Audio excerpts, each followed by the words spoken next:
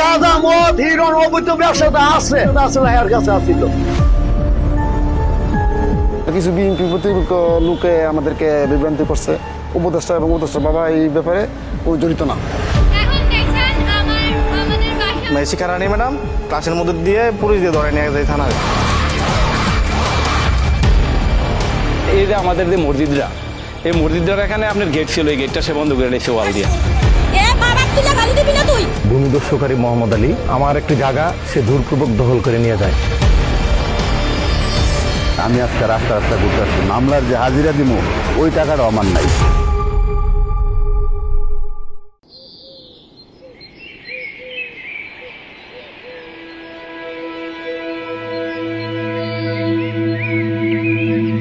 কুমিল্লার মুরাদনগর উপজেলার কড়ইবাড়ি গ্রাম। সবুজের বুক চিরে চলা পিচ ঢালা পথ, শান্ত ছায়া ঘেরা আর মানুষের সরল জীবন।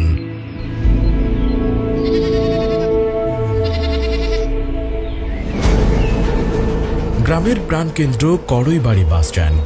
বাসস্ট্যান্ড ঘিরে তৈরি হয়েছে বেশ কিছু দোকানপাট। লোকজনের আনাগোনায় জমজমাট থাকা ছোট্ট বাজারটি এখন থমথমে, বেশিরভাগ দোকানপাটই বন্ধ।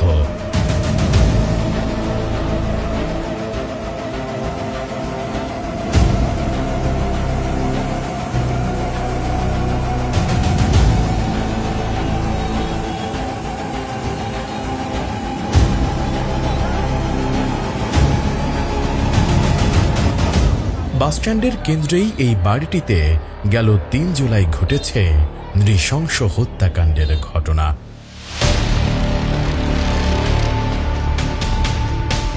মব সৃষ্টি করে এই বাড়িতেই হত্যা করা হয়েছে রুবি আক্তার ও তার 2 সন্তানকে।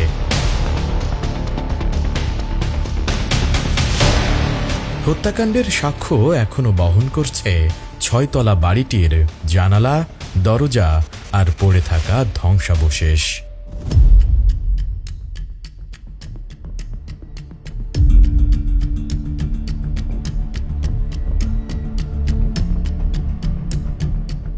হত্যাকাণ্ডের পর থেকে বাড়িটিতে কেউই থাকছেন না। রুবি আক্তারের স্বামী খলিলুর রহমান মাঝে মাঝে আসেন বাড়িটি দেখতে, যদিও পুলিশ ছোট ছোট ঘরগুলোতে তালা ঝুলিয়ে দিয়েছে। হত্যার শিকার রুবির স্বামী খলিল জানান, স্থানীয় এক স্কুল শিক্ষকের মোবাইল চুরির ঘটনাকে কাজে লাগিয়ে তার পরিবারের বিরুদ্ধে মাদক ব্যবসার অভিযোগ এনে এলাকাবাসীকে খেপিয়ে তোলা হয়।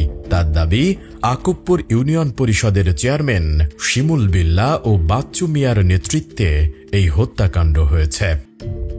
এরা হঠাৎ করে বুঝাইছে কি সবাই যে সবাই সারা জনগণে মাদকের ব্যবসা করে বলে, হ্যাঁ বলিয়া এরকম করে একটা সবার জড়ো করে সেটা এই মোবাইল চোরটা ইস্যু করে এরপরের দিন তো এই ঘটনা ঘটাইলি। এ ঘটনা ভিন্ন খাতে নেয়ার জন্য হত্যাকারীরা উপদেষ্টা আসিফ মাহমুদের বাবার নাম জড়াচ্ছে বলেও জানান নিহতের স্বামী। কিছু বিএনপি প্রতিপক্ষ লোকে আমাদেরকে বিভ্রান্তি করছে, বলছে যে এদেরকে নাম দিয়ে তো এরা এই ঘটনাটা ঘটাইছে, সেই অনেক কিছু বলছে। আমরা যা দেখি নাই তা বলবো কিভাবে? উপদেষ্টা এবং উপদেষ্টা বাবা এই ব্যাপারে জড়িত না। এবার একটু অন্যদিকে চোখ ফেরাতে চাই, জানতে চাই কি নিয়ে দ্বন্দ্ব চলছিল গত ২০-২৫ বছর ধরে, কেন এমন অমানসিকভাবে পিটিয়ে হত্যা করা হলো মা ও 2 সন্তানকে। আর এজন্য আমাদের কথা বলতে হবে আশেপাশের মানুষের সাথে। সবাই ক্যামেরার পেছনে কথা বলতে চাইলেও হত্যাকারীদের ভয়ে কেউই ক্যামেরার সামনে এ বিষয়ে কথা বলতে রাজি নয়। আর আগে মাদকের গাছ কারবার করতো এইসব, তো তাদের যেই সমস্যাটা ছিল ওই সাথে এটা এখন মাদকের কারণে হয়েছে। দোকানদার থেকে শুরু করে বাচ্চাও এদের দিতে খুব তৈরি হয়েছে, সেই থেকে আসলে এই মবটা তৈরি হয়ে এই ঘটনাটা ঘটছে আর কি। এই মুহূর্তে ক্যামেরার সামনে কথা না বললেও খুনের ঠিক পরপরই দেশের বিভিন্ন গণমাধ্যমে রুবি আক্তারের পরিবারের বিরুদ্ধে মাদক কারবারে জড়িত থাকার বিষয়ে সাক্ষাৎকার দেয় স্থানীয় অনেক মানুষ। সন্ত্রাস চাঁদাবাজি যত আছে চোর ডাকাতি আড্ডা আছে। তারা মাদকের সাথে জড়িত ছিল। এর নামে 80টা মামলা আছে। গাঁজা মদ হিরোইন অবৈধ ব্যবসাটা আছে, যত খারাপ নেশার ব্যবসাটা আছে এর কাছে আছিল। ঘটনার পরদিনই ঢাকায় র্যাবের ব্রিফিংয়েও উঠে আসে রুবি আক্তারের পরিবারের মাদক ব্যবসার সঙ্গে সম্পৃক্ততার বিষয়টি। 11টা মামলা পেয়েছি এবং তার ছেলে তার নামে 9টা মামলা রয়েছে। কুমিল্লা জেলা পুলিশ ও বাঙ্গুরা বাজার থানা পুলিশের তথ্যে রুবি আক্তারের পরিবারের মাদক ব্যবসার বিষয়টি আরো স্পষ্ট হয়। সব মামলাই মাদক সংক্রান্ত অপরাধের।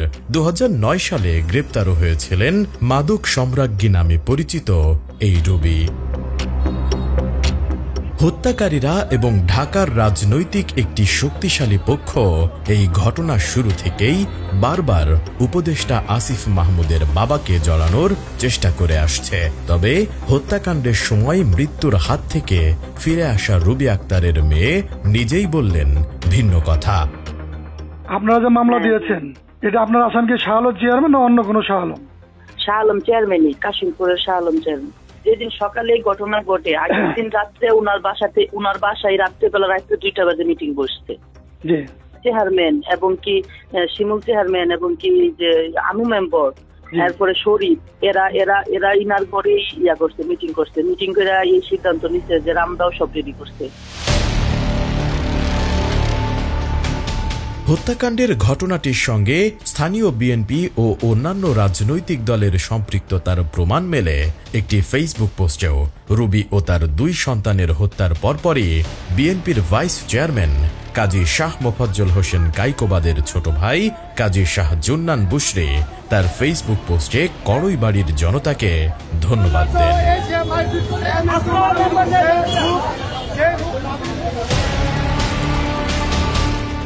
অথচ সামাজিক যোগাযোগ মাধ্যমে কিছু নির্দিষ্ট লোক ও স্বার্থন্বেষী মহল একটি বিশেষ গণমাধ্যমকে ব্যবহার করে এই ঘটনার পরপরই ট্রিপল হত্যাকাণ্ড মামলার প্রধান আসামি শিমুল চেয়ারম্যানের সঙ্গে উপদেষ্টা আসিফ মাহমুদের বাবার একটি পুরনো ছবি ছড়িয়ে বোঝানোর চেষ্টা করা হয়েছে ঘটনার সঙ্গে তিনি আসামিদের শেল্টার দিচ্ছেন। আলোচিত শিমুল চেয়ারম্যানও 5 আগস্ট হাসিনা পালানোর পর শিমুল চেয়ারম্যান সহ স্থানীয় আওয়ামী লীগের নেতারাও পালিয়ে যায়। তবে আসিফ মাহমুদ উপদেষ্টা হওয়ার পর তার বাবার হাত ধরেই তারা আবার এলাকায় ফিরে আসেন। এবার আমরা একটু নিচে নামতে চাই, ছবিটির নিচে, যেখানে স্পষ্ট করে লেখা আছে ছবিটি জুনের 19 তারিখে তোলা, যেটি ট্রিপল মার্ডারের ঘটনার আরো 14 দিন আগের, যা এলাকার উন্নয়ন নিয়ে একটি সরকারি দফতরে বসে আলাপ আলোচনা করার সময় তোলা। 5 আগস্টের পর শিমুল বিল্লার বিরুদ্ধে আওয়ামী লীগের চেয়ারম্যান ট্যাগ দিয়ে পালিয়ে থাকা কিংবা উপদেষ্টা আসিফের বাবার ক্ষমতা ব্যবহার করে চেয়ার টিকিয়ে রাখার যে অভিযোগ প্রচার করা হয়েছে তাও অসত্য। প্রতিবেদনটিতে দাবি করা হয় দেশের সকল আওয়ামীপন্থী চেয়ারম্যানকে অপসারণ করা হলেও বহাল তবিয়ত আছেন শিমুল বিল্লা। বাস্তবতা হল 5 আগস্টের পর সরকার প্রজ্ঞাপন জারি করে দেশের সকল সিটি কর্পোরেশন ও পৌরসভার মেয়র ও কাউন্সিলর এবং সকল জেলা পরিষদের চেয়ারম্যান ও উপজেলা পরিষদের চেয়ারম্যান, ভাইস চেয়ারম্যান ও মহিলা ভাইস চেয়ারম্যানদের অপসারণ করে। তবে ইউনিয়ন পরিষদের চেয়ারম্যান ও মেম্বারদের ক্ষেত্রে এ ধরনের কোনো প্রজ্ঞাপন জারি করেনি সরকার। তবে যেহেতু অধিকাংশ ইউনিয়ন পরিষদের জনপ্রতিনিধি আওয়ামী লীগ সমর্থিত ছিলেন, তাই অভ্যুত্থানের পর অনেকেই জনরোষের ভয়ে পালিয়ে যান। এই সংকট মোকাবেলায় যেসব ইউনিয়নে চেয়ারম্যান কার্যালয়ে অনুপস্থিত থাকছে, সেখানে প্যানেল চেয়ারম্যান অথবা প্রশাসককে দায়িত্ব দিতে পরিপত্র জারি করে স্থানীয় সরকার মন্ত্রণালয়। আকবপুর ইউনিয়ন পরিষদে সরেজমিনে গিয়ে দেখা যায় নেম প্লেটে এখনো চেয়ারম্যান হিসেবে শিমুল বিল্লালের নামে শোভা পাচ্ছে। এ নিয়ে কথা হয় ওই ইউনিয়নের একজন সদস্যের সঙ্গে। তিনি বললেন, স্বতন্ত্র প্রার্থী হিসেবে শিমুল বিল্লাল চেয়ারম্যান নির্বাচিত হয়েছেন। যদিও রুবি হত্যাকাণ্ডের মামলার প্রথম আসামি হওয়ায় বর্তমানে তিনি পলাতক। স্বতন্ত্র প্রার্থী ছিল আনারসের, উনি কোনো দলীয় প্যানেলে ছিল না। 5ই আগস্টের পরে উনি দায়িত্ব পালন করে গেছে 1 বছর, পরিষদ ঠিকভাবে চালিয়েছে ছিল।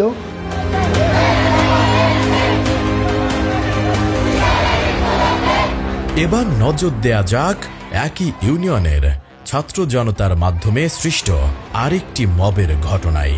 গেল বছরের 17ই সেপ্টেম্বর আকুবপুর ইয়াকুব আলী ভূঁইয়া মাধ্যমিক উচ্চ বিদ্যালয়ের সহকারী প্রধান শিক্ষিকা শিখা রানীর বিরুদ্ধে আন্দোলন করে স্কুলটির শিক্ষার্থীরা। এই ঘটনাতেও ঢাকার ওই শক্তিশালী গোষ্ঠীটি ষড়যন্ত্রমূলকভাবে ওই স্কুলের প্রধান শিক্ষক উপদেষ্টা আসিফ মাহমুদের বাবা বিল্লাল হোসেনের নাম জড়াতে মরিয়া। তোমার বাবার হাতে শিমুলের হাতে আমার মৃত্যু নিশ্চিত হয়েছে, আমার আজরাইল। অথচ সেই স্কুলের সাবেক শিক্ষার্থীরা জানান, পতিত আওয়ামী লীগ সরকারের আমলে প্রভাব খাটিয়ে শিখা রানী আকুবপুর স্কুলে ত্রাসের রাজত্ব কায়েম করেছিল। ছাত্রদের নামাজ পড়তে বাধা দেয়া, বোরখা পরে আসায় ছাত্রীদের ও অভিভাবকদের মারধর করা, এমনকি তুচ্ছ ঘটনাকে কেন্দ্র করে মামলা দিয়ে স্কুল থেকে ছাত্রদের পুলিশ এনে ধরিয়ে দেওয়ার মতো ঘটনা ঘটিয়েছেন শিখা রানী। প্রধান শিক্ষক বিল্লাল স্যার তখন ছিল, ওনাকে ষড়যন্ত্র করে বহিষ্কার করে তারা করার পরে আমরা শিখা স্যারকে স্কুলে আনার জন্য আমরা আন্দোলন করেছিলাম। আন্দোলন করার কারণে উনি শিখা রানী ম্যাডাম উনি আমাদেরকে আমার আর আমার ফ্রেন্ডকে ক্লাসের মধ্যে দিয়ে পুলিশ দিয়ে ধরে নিয়ে যায় থানায়। আমাদের ওই সময় সভাপতি ছিল মোহাম্মদ আলী, আওয়ামী লীগের একটা প্রভাব দেখাইতো, ম্যাডামের সাথে কথা বললে একটা ভয় দেখাইতো, মামলা হামলা সবাই। সাদেক ভাইয়ের মেয়ে সে বুক রাপুরা কেন হেজাবপুরা কেন আসলো, সে পর্দায় আসতে পারবে না, তাকে পিটাইছে সে। এই যে আমাদের যে মসজিদরা, এই মসজিদরা এখানে আপনার গেট ছিল, এই গেটটা সে বন্ধ করে দিয়েছে ওয়াল দিয়া। 5 আগস্টের পর দেশের বিভিন্ন শিক্ষা প্রতিষ্ঠানে মব সৃষ্টি করে স্বৈরাচারের দোষরদের স্কুল কলেজ থেকে বের করে দেয় ছাত্রছাত্রীরা, যার প্রভাব পড়ে ইয়াকুব আলী ভূঁইয়া পাবলিক উচ্চ বিদ্যালয়েও। আমি শিখা রানী রায়, হেডমাস্টার ও আকুবপুর ইয়াকুব আলী ভূঁইয়া পাবলিক উচ্চ বিদ্যালয়। শিখা রানীর পুরনো কর্মকাণ্ডে অতিষ্ঠ শিক্ষার্থীরা 5 আগস্টের পর তার বিরুদ্ধে আন্দোলন গড়ে তোলে। শুরুতে পদত্যাগের কথা বললে তিনি রাজি না হওয়ায় 17 সেপ্টেম্বর শিখা রানীর পদত্যাগের দাবিতে মিছিল করে শিক্ষার্থীরা। উনি পদত্যাগ না করায় ওনাকে আমরা স্কুল থেকে বিতাড়িত করি। এই আন্দোলনের মধ্যে আমরা শুধু শিক্ষার্থীরাই ছিলাম, কোনো গ্রামবাসী বা বন্ধু বান্ধব গ্রামবাসীরা কেউ ছিল না। এবার প্রশ্ন হলো, শিক্ষার্থীদের এই আন্দোলনের দায় কেন উপদেষ্টা আসিফের বাবার উপর চাপাতে চান শিখা রানী? সেটি জানতে আমাদের ফিরতে হবে কয়েক বছর আগে, সঙ্গে আনতে হবে আরেক চরিত্র, মোহাম্মদ আলীকে। 2014 সালে আকুবপুর স্কুলের ম্যানেজিং কমিটির সভাপতি ছিলেন এই মোহাম্মদ আলী, আর তখন ওই স্কুলের প্রধান শিক্ষকের দায়িত্বে ছিলেন উপদেষ্টা আসিফের বাবা বিল্লাল হোসেন। ফ্যাসিস্ট আওয়ামী লীগের মদতপুষ্ট মোহাম্মদ আলী সে সময় হঠাৎ করেই একদিন প্রধান শিক্ষক বিল্লাল হোসেনকে স্কুলের সরকারি গাছ বিক্রি করার জন্য কাগজে স্বাক্ষর করতে বলেন। বন বিভাগের অনুমতি না থাকায় এবং অনৈতিক ও স্কুলের স্বার্থ পরিপন্থী কাজ হওয়ায় বিল্লাল হোসেন স্বাক্ষর করতে রাজি না হওয়ায় তাতে ক্ষিপ্ত হন তখনকার ক্ষমতাসীন মোহাম্মদ আলী। ক্ষিপ্ত মোহাম্মদ আলী এ ঘটনার জেরে বিল্লাল হোসেনকে স্কুলের প্রধান শিক্ষকের পদ থেকে সাময়িক বরখাস্ত করেন। এর বিরুদ্ধে শিক্ষা বোর্ডে আবেদন করলে 2015 সালে শিক্ষা বোর্ডের নির্দেশে উপজেলা মাধ্যমিক শিক্ষা অফিসারের তদন্তে বিল্লাল হোসেনের বিরুদ্ধে মোহাম্মদ আলীর অভিযোগ মিথ্যা প্রমাণিত হয়। অবৈধভাবে গাছ বিক্রি প্রমাণ হওয়ায় ম্যানেজিং কমিটির সভাপতির পদ থেকে বহিষ্কার করা হয় মোহাম্মদ আলীকে, আর উপদেষ্টা আসিফের বাবা বিল্লাল হোসেনের বরখাস্ত প্রত্যাহার করে তাকে ফের প্রধান শিক্ষকের পদে বসানো হয়। তবে এর 6 মাসের মাথায় আবারও আওয়ামী লীগের ক্ষমতা ব্যবহার করে স্কুল ম্যানেজিং কমিটির সভাপতির পদে ফিরে আসেন মোহাম্মদ আলী। ফিরেই এবার তিনি হাত করেন সহকারী প্রধান শিক্ষিকাকে। দুইজন একজোট হয়ে 2017 সাল থেকে ফের বিল্লাল হোসেনের বিরুদ্ধে ষড়যন্ত্রে নামেন তারা। সহকারী প্রধান শিক্ষক থেকে ভারপ্রাপ্ত প্রধান শিক্ষক পদের লোভে শিখা রানী সহযোগিতা করতে থাকেন মোহাম্মদ আলীকে। তবে কোনোভাবেই বিল্লাল হোসেনের বিরুদ্ধে কিছু করতে না পেরে মোহাম্মদ আলী এবার সরাসরি উপদেষ্টা আসিফের বাবার স্বাক্ষর নকল করেন। জাল স্বাক্ষর দিয়ে ম্যানেজিং কমিটির সভাপতি বরাবর অন্যত্র চাকরি হয়েছে মর্মে বিল্লাল হোসেনের নামে পদত্যাগপত্রের নাটক সাজান। পরিকল্পনা সফল হওয়ায় 2017 সালে ভারপ্রাপ্ত প্রধান শিক্ষকের দায়িত্ব পান শিখা রানী। এবার নিশ্চয়ই বোঝা যাচ্ছে কেন বিল্লাল হোসেনকে ফাঁসাতে মরিয়া শিখা রানী। ঘটনা এখানেই শেষ নয়, আরও বাকি। পদত্যাগপত্র নাটক ষড়যন্ত্রের শিকার বিল্লাল হোসেন 2018 সালে চাকরি ফিরে পেতে উপজেলা মাধ্যমিক শিক্ষা অফিসার বরাবর অভিযোগ দায়ের করেন। উপজেলা মাধ্যমিক শিক্ষা অফিসারের তদন্তে প্রমাণ হয় অব্যাহতিপত্রের স্বাক্ষর জালিয়াতির বিষয়টি। তৎকালীন উপজেলা মাধ্যমিক শিক্ষা অফিসার বিল্লাল হোসেনকে স্বপদে বহাল করতে নির্দেশনাও দেন। একই বছর মাধ্যমিক ও উচ্চ মাধ্যমিক শিক্ষা বোর্ড কুমিল্লা থেকে উক্ত স্কুলে ম্যানেজিং কমিটির সভাপতি মোহাম্মদ আলী বরাবর চিঠি পাঠিয়ে বকেয়া বেতন ভাতা সহ বিল্লাল হোসেনকে স্বপদে বহাল করার নির্দেশনা দেয়া হয়।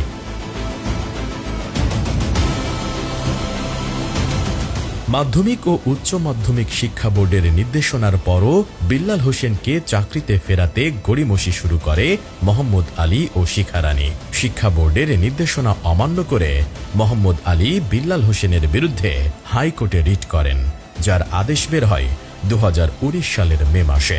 সেখানেও স্পষ্ট বলা হয় আইন মোতাবেক এমপিও সহ বিল্লাল হোসেনকে তার সকল প্রাপ্য বকেয়া বেতন ভাতাদি প্রদান করার কথা।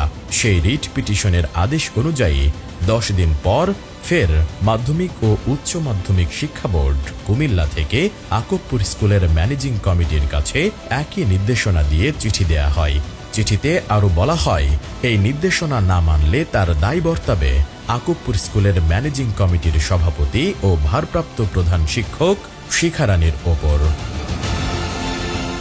প্রথম রিটের আদেশ পছন্দ না হওয়ায় কুমিল্লা 3 আসনের পতিত আওয়ামী লীগের তৎকালীন এমপি ইউসুফ আবদুল্লাহ হারুনের ক্ষমতায় সেটি অমান্য করেন মোহাম্মদ আলী ও শিখা রানী। দ্বিতীয়বার রিট করেন মোহাম্মদ আলী। 2020 সালের সেপ্টেম্বরে ফের একই আদেশ দেন আদালত।